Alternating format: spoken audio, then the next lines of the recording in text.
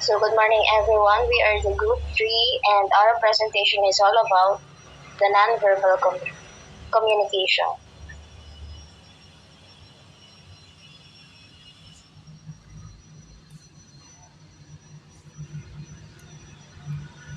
So what is nonverbal communication? Nonverbal communication delineates the systems of passing on a sort of information as non-semantic depictions. Instances of nonverbal communication consolidate haptic communication, chromatic communication, signals, nonverbal communication, outward appearances, eye-to-eye connection, and how one dress. So, nonverbal communication po is a powerful way we share information without speaking. It encompasses a wide range of actions and cues that convey meaning. This includes physical touch, the haptics, such as handshake or hug, the use of color, the chromatics, like wearing bright colors to express happiness, and body language, the gestures, like pointing or waving, facial expressions, which clearly show emotions like anger or joy. Our overall appearance, including grooming and style, eye contact, which can signal interest or avoidance, and clothing choices, which can communicate status or personality. All these nonverbal signals work together to create a complete message, often adding layers of meaning to our spoken words or even replacing words entirely. In terms naman po sa tour guides, nonverbal communication is essential for them because it helps them connect with their group and make the experience more engaging. For example po, a tour guide's smile can make a place feel welcoming, or their hand gestures can emphasize a point, and their posture can convey confidence and knowledge. A tour guide who uses their body language effectively can make a historical site come alive or create a fun and memorable experience for everyone.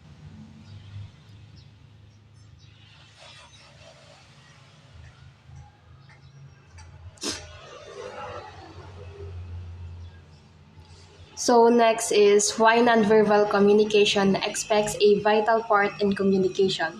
First is nonverbal communication is present everywhere. So as we all know, nonverbal communications happens all the time, whether we realize it or not. It includes gestures, facial expressions, posture, eye contact, and even the tone of voice. Since hindi siya nagre-rely on words and can be understood naman across different cultures and languages. For example is, during the tour, nagtanong si tourist kay tour guide and pwedeng sumagot si tour guide ng tumango or umiling na lang without even saying yes or no. Second is, nonverbal communication is multifunctional. So, nonverbal cues serve multiple purposes. They can reinforce spoken messages, express emotions, regulate conversations, or even replace words entirely. So, nakakatulong siya para makipag-communicate ng mas effective by adding depth and meaning to their interactions. For example, during the tour, syempre nagsasalita si tour guide and may mga tourist na nag-iingay or nag-uusap ng malakas. Syempre, yung ibang tourist hindi mapapakinggan yung boses ni tour guide kasi mas malakas yung boses sa mga nag-uusap. So, merong tourist na maglalagay ng index finger sa may tapat ng bibig na nagsisignal na tumahimik yung ibang tourist para nang walang interaction sa sinasabi ni tour guide. Last is smiling, crying, coordinating, stroking, and clearing are nonverbal practices that are used and grasped by tourists or travelers or any individual, paying little regard to nationality. So, yung mga nabanggit ay universal nonverbal cues na nakakatulong para ma-communicate yung emotions natin and intentions without using words. So, regardless ng nationality or language, most people understand these gestures. For example is a traveler sa isang foreign country smiling at a local to show friendliness even if they don't speak the same language.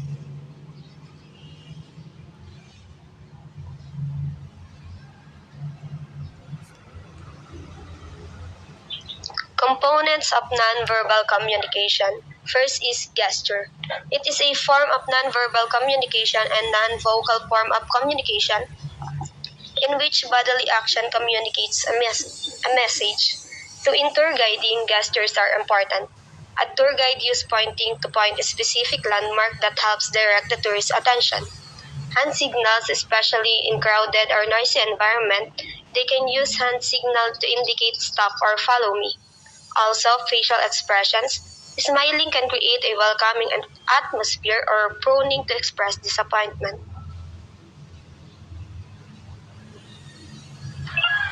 Body language is the use of physical behavior, expressions, and mannerisms to communicate non-verbally, often done instinctively rather than consciously. Body language is how we communicate without speaking, using gestures, facial expressions, postures, and movements. It often happens naturally and can show our feelings, attitudes, and intentions. In tour guiding, body language helps communicate clearly and keep tourists engaged. A guide's gestures, facial expressions, and posture make the tour more interesting and welcoming. For example, eye contact builds confidence and connection. Smiling makes the guide friendly and approachable. Hand gestures highlight important details, and open posture makes the guide look welcoming. Good body language makes the tour fun and easy to understand. Space and environment.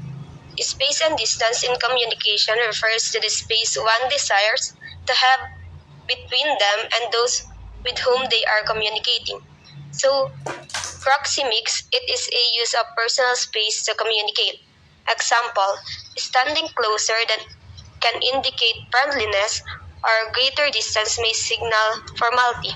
Also, setting the mood like jokes, especially during the tour, can light up the environment.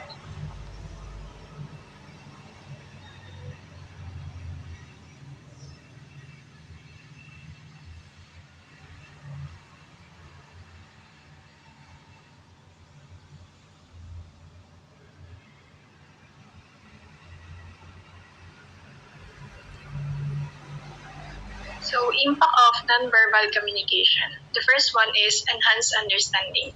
Nonverbal cues can clarify verbal information, especially when dealing with language barriers or cultural differences. So, for example,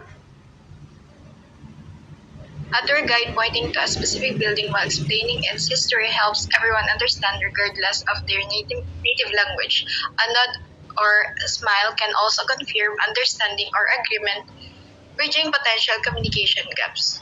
So, increase engagement.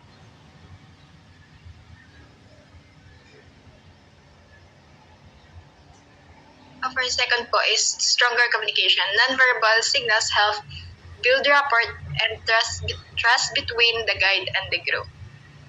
So yung sa stronger connection naman po is nonverbal communication plays a crucial role in building rapport and trust between the tour guide and the tourist. A friendly smile or welcoming handshake, if culturally appropriate and open body language create a positive and approachable atmosphere. This fosters a sense of connection and makes tourists feel more comfortable asking questions and participating in the tour. The next one po is the next one po ay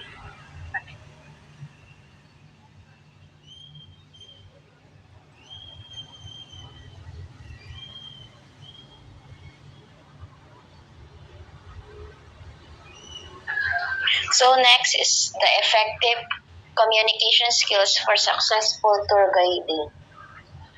First is the employing positive body language. So in employing positive body language, it can reinforce your enthusiasm for the subject matter and a foster welcoming atmosphere. Maintaining eye contact, use open gestures and face your groups directly to communicate openness and interest. For example, ang example nito is kapag nagkakaroon tayo ng tour guiding and yung sa introduction is nagpapakilala tayo and also nagkakaroon tayo ng mga hand gestures face dun sa mga groups or dun sa mga tourists na kinakausap natin.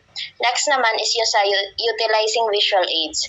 So in utilizing visual aids such as maps, photographs, and replicas can complement your verbal explanation, catering to visual learners and adding depth to your narration. They serve as tangible links to the stories you're telling, making abstract concepts or historical events more relatable.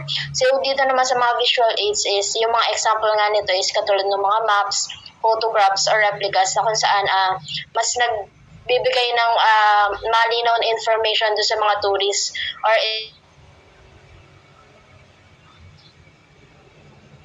ito yung mga tangible or yung mga nahahawakan na bagay na binibigay sa mga tourists. So next naman is yung reading the room.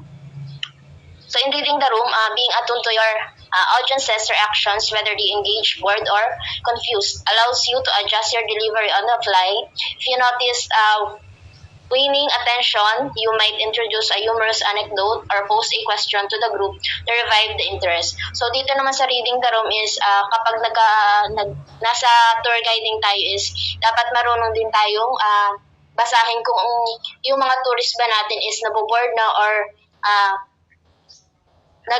nag-engage sila or nako-confuse sa isang information na sinasabi natin.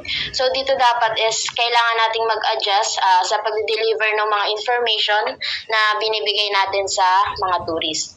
And also if nakikita natin na yung audience or yung tourist natin is parang hindi naboboard na sila or hindi na sila parang nawawala na sila ng interest, sinasabi mo is dapat mag-isip tayo ng mga humorous or yung mga kaya magkaroon tayo ng mga tanong sa kanila para mas mag-engage sila during the tour guiding. So next naman is yung showing cultural sensitivity. Respecting and acknowledging the diverse cultural backgrounds of your tourists is crucial. Practice cultural sensitivity by avoiding stereotypes, being mindful of culturally sensitive topics, and showing respect for different perspective and experiences. So dito naman it is very important sa mga tour guiding na mapakita natin yung pagiging sensitive natin in terms dun sa mga cultural aspects. For example na lang is pag pupunta tayo sa mga destination is dapat alam din natin kung ano yung mga bawal gawin para na rin ma-respect natin yung mga cultural backgrounds. And also dito is kailangan alam din natin yung cultural backgrounds ng tourist kasi baka pag may nasasabi na pala tayo na parang nadi-disrespect dun sa backgrounds ng mga tourist. And also practicing cultural sensitivity is by avoiding stereotypes and we should be mindful of the cultural sensitive topics nga and always show respect sa different perspective and experiences ng mga tourists.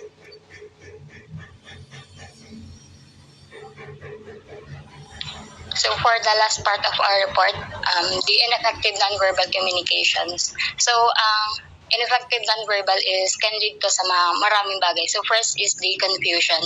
So dito, confusion arises when there is a mismatch between what guide is saying and how they present themselves. So for example is, yung isang tour guide is may dinidescribe siyang beautiful monument but yung how he or she present herself is kinocross niya yung arms niya or yung monotone niya is hindi siya bagay dun sa pag-explain niya and nag-avoid siya ng eye contact. Nakakapagsend yun ng mixed signals dun sa audience niya. Siyempre yung listeners is iisipin nila kung totoo ba yung sinasabi nung guide or yung information na binibigay niya dun sa mga tourists na meron siya. So second is the disengagement. So ito naman is nangyayari kapag yung tour guide is nagrepresent ng negative body language such as slouching, fidgeting, or failing to engage with the audience through eye contact and gestures. So dito is sa disengagement is yung mga tourist is nawawalan sila ng gana makinig or naboboard sila dun sa tour guide kapag yung isang guide is yun nga, yung body language niya is hindi magandang tingnan habang nag-explain siya or nagbibigay siya ng information dun sa mga tourist. So next po. So next naman po is loss of credibility. So alam naman po natin na important po ang nonverbal communication sa pagpapakita ng credibility ng isang tour guide. So kapag po hindi maayos ang body language ng isang guide is maaari po itong mawala or So kapag po hindi maayos ang body language ng isang guide is nawawala po ang tiwala ng mga tourist, and yun po, kung ang guide po is distracted sa pag-guide po sa mga tourist is yung maaari pong magduda ang mga tourist or yung maaari po nilang pagduda ang tour guide at expertise kung yun nga bang kanilang tour guide is professional or hindi. So for example po, so kung ang tour guide po is walang eye contact, so kapag hindi po nakatingin ang tour guide sa mga tourists is habang nagsasalita is maaari pong magmukhang hindi siya interesado sa mga pinagsasabi niya, and maaari pong magmukhang hindi marunong po yung tour guide, and yun po maaari pong mag-lead po ito sa pagiging hindi po maunawaan po ng ating mga tourists, or maaari pong pagdahan nga po siya na kung ito nga po ba is professional na tour guide or MA lang. So next po is safety issues. So alam naman po natin na ang tour guide is hindi lamang po nagbibigay ng information, kundi po is responsible din po sila sa makatiyak po ng kaligtasan po ng mga tourist. So ang right nonverbal communication po is tumutulong po sa pagpapakita po ng mga signs para po sa mga safety and kung ano po dapat pong gawin ng mga tourist habang sila po is naglilibot sa isang lugar. So for example po is hindi po siya is ineffective kapag po yung tour guide po is hindi po nakapag-provide ng signals or signs na maaari po mag-cause ng aksidente sa isang tourist. So for example po is yung mga sa isa pong zoo, hindi po nakapagbigay ng sign na maaari pong maabot na ng wild animals ang mga tourist, and yun po maaari pong mapahamak or maabot po ng kuko. And next example naman po is kapag po sa isa pong makitid na daan. So alam naman po natin na sa makitid na daan is maaari po tayong mahulog or mag-slide sa anumang pwedeng hakbang natin gawin. So if hindi po nakapagbigay ng sign or signal ang isang tour guide is yun nga po, maaari pong mahulog ang isang tourist, or maaari po silang magkulang, or maaari pong mag-cause po ito ng negative feedback po sa isang agency or sa isang tour guide. So next naman po is damage relationships. So nonverbal communication po is nakakatulong din po sa pagpa-enhance po ng relationships between tourists and tour guides. So yun nga po, kapag po wala pong engagement ang between tourists and tour guides is maaari pong masira po yung connection ng ating tour guide and tourist, na saan po is maaari po mag-cause ng misunderstanding. So for example po is pag po wala pong masyadong eye contact or body language na ma-involve sa isang ugnayan ng mga tourist, na kung saan po is wari po is kapag yung sa isang historical site is nagbibigay po tayo ng information. So kapag po yung isang guide po is distracted nga po, wala pong masyadong enough na eye contact, body language, mga hand gestures, so maaari pong yung mga guide po is mawalan po sila ng gana, or maaari po silang mawalan ng tiwala sa isang guide na kung saan is mag-cause nga po ng pagiging boring, or hindi po sila makaka-experience ng magandang pagbisita sa isang lugar. So example po natin is pare po, ang guide po is nagsasalita tungkol sa isang landmark pero parang hindi po siya konektado sa group po na kanyang pinagsasabihan is nga po, maaari po silang hindi na makinig or mag-iba po yung kanilang attention, and yun, maaari po silang magkahiwa-hiwalay ng kanilang pinariringgan. Yun nga po.